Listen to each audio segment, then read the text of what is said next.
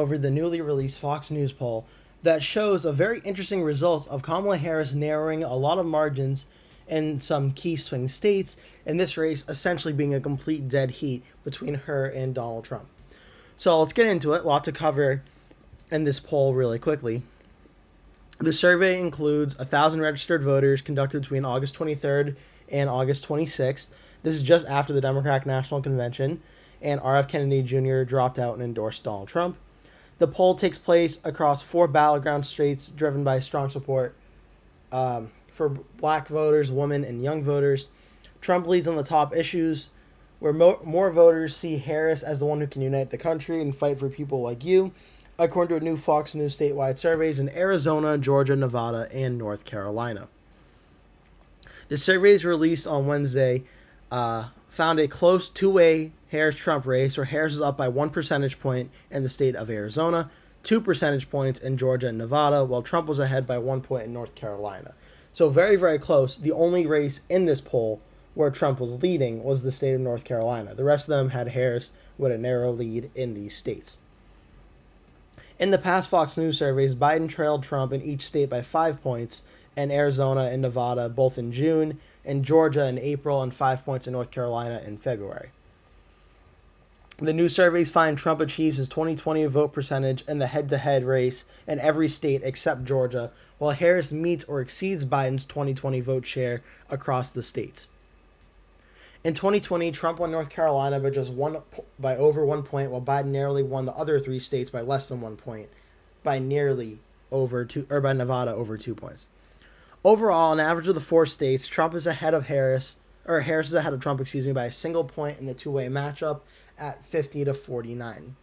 The 1 point Harris edge also holds among the 7 and 10 voters who say they're extremely motivated to cast a ballot this year.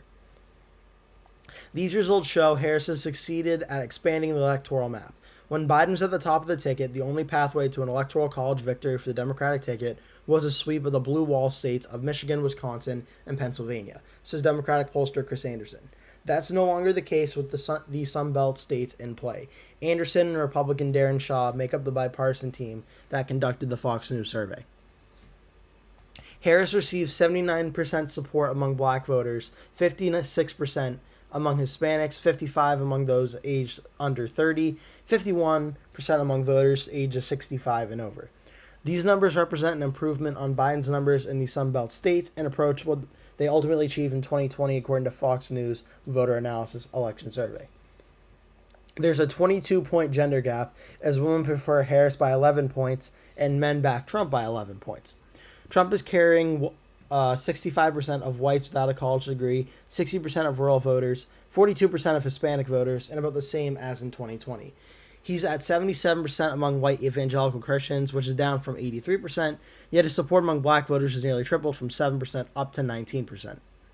Democrats are a touch more likely to back Harris, 96%, than Republicans are to support Trump, 94%, while independents favor Harris by 6% in this poll. Equal numbers of Trump's 2020 supporters stick with him, 94%, as Biden's 2020 backers favor Harris, also at 94%. Harris is ahead by 8 points among voters who moved to their state in the last 10 years, while the much larger group of longtime residents preferred Trump by 1 point.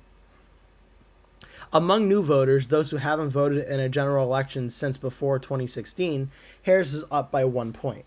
When third-party candidates Chase Oliver, Jill Stein, and Cornel West are included in the vote preference, Harris keeps her 1 point edge over Trump, 48-47. Notably, 3 out of 4 voters with a favorable view of Kennedy do back Donald Trump. So that could potentially be a very positive sign for the Trump campaign in a poll that otherwise does not show too much positive for Trump. By a 7-point margin, more voters see Harris as the candidate who will unite the country. Most Democrats, 94%, feel that way, as do over half of independents at 52% and 9% of Republicans. Voters are more divided over who will fight for you, as 50% say Harris will and 47% say Trump will. And despite Harris being the incumbent vice president, Joe Biden's vice president, voters had her on par with Trump at 49-48 on bring needed change. So even though Biden and Harris have been in office for 3.5 years now, it's essentially a tied race on which candidate will bring more change to Washington. Harris's campaign has accomplished something that seemed seemingly impossible 3 weeks ago. She is seen as the change candidate despite being the incumbent vice president at a time when there is considerable anxiety about the state of the country and the administration's ratings are dismal, says Shaw. For the moment, they have remade what was a re-election campaign for Biden into a referendum on Trump. More voters trust Trump on 2 out of the 3 top issues, the economy and immigration, while Harris has a wide lead on abortion. This is unsurprising, seeing as 2022 showed that Democrats have a massive advantage on abortion, as the election results clearly showed. She's also favored on health care, while Trump is the choice to handle the Israel-Hamas war. In general, Trump's issue leads have now narrowed compared to his standing earlier this year, while Harris has expanded on Biden's advantages. 4 voters in 10 say the economy will be the most important issue in their vote. For president, immigration and abortion are next, but they trail the economy by nearly 30 points. All other issues are in single digits. And this is what the numbers show for that right now, where the top issue was the economy, 41%. This is combined of all the states, by the way. Economy, 41, immigration, 14, abortion, 13, healthcare, 8, election integrity, 7, climate change, 4, foreign policy, 3, guns, 3, crime, 2. And it also goes by state as well, where in the economy, North Carolina is 41, Arizona 37, Georgia 45, and Nevada 43, and so forth for the rest. The Democratic ticket performs better on personnel favorability ratings as more sunbelt voters view Minnesota Governor Tim Walz favorably than unfavorably by 3 points, so +3 for Walz, while Harris has a negative approval rating by 1 point. The ratings for Trump and Ohio Senator Vance are underwater by 5 points. 1 in 10 voters have never heard of Walz or Vance. Views of both Harris and Trump in these states are nearly identical to what they were in the 2020 Fox News voter analysis. Ratings of Biden's job performance are negative, where 42% of voters approve and 58% disapprove.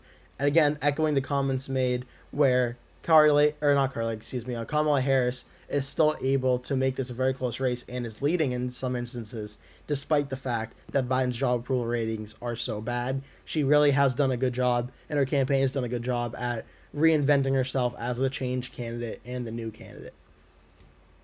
Among the 13% who somewhat disapprove of Biden's job performance, Harris is up by 7 points over Trump in the two-way contest. Campaigns experience a bump in poll numbers after their convention, and that typically dissipates in the month following. And that could be what happens here, but this isn't a traditional campaign, says Anderson. A lot of people thought Harris received a bump after Biden dropped out, but that has endured. Also, Democrats in down-ballot races outpace Harris, while Republicans trail Trump as well. Just very briefly, it says Arizona, Nevada, North Carolina. Democratic incumbent leads by double digits, overperforming Harris by at least 5 points. The Republican candidate trails Trump by 7 or more. Arizona, the Democrat leads by 15 points. And Nevada, the Democratic incumbent leads by 14 points. And the North Carolina governor's race, the Democratic challenger leads the Republican challenger by 11 points. Also, on some issues closely to the state level, Arizona and Nevada will have ballot initiatives about abortion rights this November. This survey shows 3/4 of voters in each state will vote yes. That includes at least half of Republicans, 50% in Arizona, 54% in Nevada. And typically that means they're in favor of the pro-choice policy, and typically pro-choice policies vote for the Democratic candidates at the state level, which means that there could be increased Democratic voter turnout in those states, which definitely would help Kamala Harris up ballot. The poll was conducted on the joint direction of Beacon Research and Shaw & Company Research between August 23rd and 26th, included 4,053 registered voters, randomly selected from statewide voter files in Arizona, Georgia, Nevada, and North Carolina. Okay, so that was a lot to go over really quick, but just looking at this race, it does a very interesting analysis as well, where Arizona, 50-49 for Harris, Nevada, 50-48 for Harris over Trump, and North Carolina, 49-50 in favor of Trump. So what to take away from this poll? Well, like most other polls we've seen recently, it's very, very clear this race is very close. It's under 2 points in every single one of these races, and it's going to likely remain that way from now until Election Day. I like that the article mentions the point that this could just be we're seeing Kamala Harris's post-Democratic National Convention polling bump that pretty much presidential candidates always get after their convention. We could be seeing that people have heard of the candidate for the first time, and that typically goes away after a month. That could be the case, but that could also be the case that that's not the case, and maybe this is actually something for real. Of course, we don't know while we're in the middle of the bump when it will end or if it will end until it actually does. But that's a very interesting thing to point out. Right now, it's very interesting that this election, at least in this poll, seems to be closer to what the 2020 election was than what the 2016 election ended up being. Harris at 50% in Arizona, Georgia, and Nevada. I mean, look, that's not a good sign for Trump. And it's very it's interesting the poll doesn't have any of the Rust Belt states, because I think those are the states that are very important for the election, because quite frankly, I'm pretty sure that Trump does not need to win Arizona or Georgia or Nevada to win. But he does need to win North Carolina and then pretty much all of the Rust Belt states to do so. But it's still not good news for Trump, where he's either losing in 3 out of the 4 states. 3 out of the 4 he lost last time, that it was looking like for months he was in a very good position to win, but now not so much. So it's very interesting. This poll shows a very close race, and let's take it to the electoral map and see how this translates to the election itself. So right now, the electoral map starts out pretty solidly at 226 for Harris and Walz and 219 for Donald Trump. So looking at the poll, we have Harris up 1 in Arizona, up 2 in Georgia, up 2 in Nevada, and Trump up 1 in North Carolina. So let's go and give these states their respective candidates. Harris is up 1 in Arizona, that's tilt for Harris. Nevada, she's up 2, that's lean for Harris. Georgia, she's up, I believe it was up 1. Nope, Georgia up 2, so that'll be +2, that'll be lean for Harris. And Donald Trump at North Carolina is up 1, that'll be tilt. So if the map is like this right now, Harris is at 259 and 235 for Donald Trump. And if this is how the electoral map unfolds, where, again, this is just the poll, this is not for sure how it will be, this is just what the poll says right now. If this is how the map goes right now, that leaves 3 remaining toss-up states, Wisconsin, Michigan, and Pennsylvania. And in this scenario, it's actually very simple. Donald Trump has to win all 3 Rust Belt states, or he's going to lose the election. Unless, by some way, Kamala Harris wins Wisconsin and then loses Michigan and Pennsylvania, Donald Trump could win Michigan and Pennsylvania and then and then tie the election. And then there's a electoral question, or a lot of electoral questions will be asked about who the next president will be. Something our country definitely does not need right now. But it's also more likely than not that, based on the recent polls, Kamala Harris has been leading in Michigan by at least 2 to 3 points for the last few weeks now. So it's looking very likely that she would win there, and that would give Kamala Harris the election if she wins the state of Michigan and the rest of this poll stays as it is. Which means there's a scenario where Donald Trump could win Wisconsin and Pennsylvania, 2 very important Rust Belt states and battleground states, and still lose the election because he loses the state of Georgia and Arizona and Nevada. And look, this election is going to be very close no matter what. All these races were 2 points or under, so they're all in the margin of error. It's all a tied race, and it's going to continue to be that way until Election Day. I can't keep saying that enough. This race will be very close from now until Election Day. But the governor of Georgia, Brian Kemp, said a few days ago, and he gave his press conference about kind of like uniting with Trump to try and win in November, and that Trump cannot win without winning Georgia. This map is an example of he's right. He's right, because look, Michigan will get Harris at 274. That'll get her the presidency. And it's possible that Trump could win Nevada or win Arizona, but Trump probably has a better shot at winning Georgia. It's traditionally a more Republican state than Nevada and Arizona, at least recently.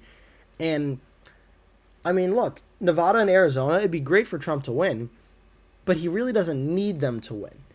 He definitely, I think, needs Georgia. Because, as I mentioned, Trump's easiest pathway to victory is by winning North Carolina, winning Georgia, and winning Pennsylvania. If Trump can do that, that gets him to 270.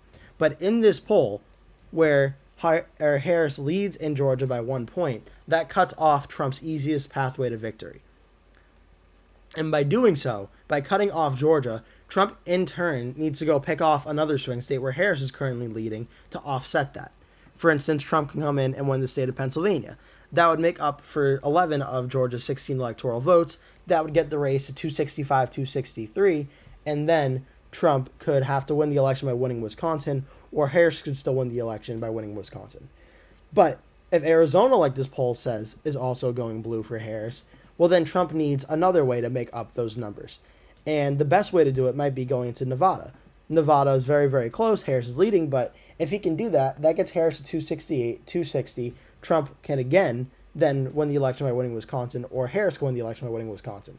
But if Nevada, like the poll says, is for Harris at this time, you can kind of see the point I'm making here is without the state of Georgia, Trump's path to winning gets a lot harder.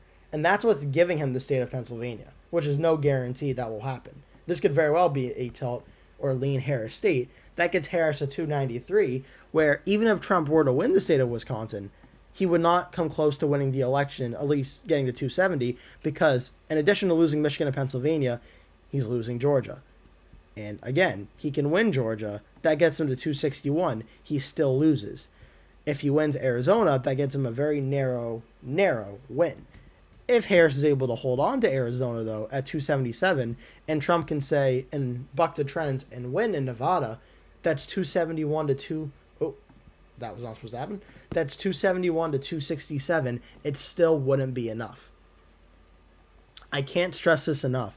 I don't see a way Trump wins this election, realistically, without winning Georgia and Pennsylvania. Because, yes, it is possible Trump can win Arizona and win Wisconsin and lose Michigan and Pennsylvania. That is certainly possible. But to me, the most likely outcome of Trump winning still involves winning Pennsylvania, Georgia, North Carolina, and that would get Trump exactly to 270. If we see more trends of Harris leading in Georgia, leading in Arizona, and leading in Nevada, then things become extremely, extremely difficult for Trump in this election. And that's something we're going to have to keep an eye out for, because if that is the case, this election is definitely close, but even more close, because then Harris is seemingly starting to make ground on cutting off one of Trump's easiest pathways to victory, and something that needs to be monitored going forward. So that'll do it for today's video. Thank you so much for watching. Please give this video a like and leave a comment telling me what you thought of this video. Make sure you share this video with all your friends and family, and stay tuned, because I'll be posting a video every single day from now until Election Day. Thank you so much for watching. Hope to see you in a future video.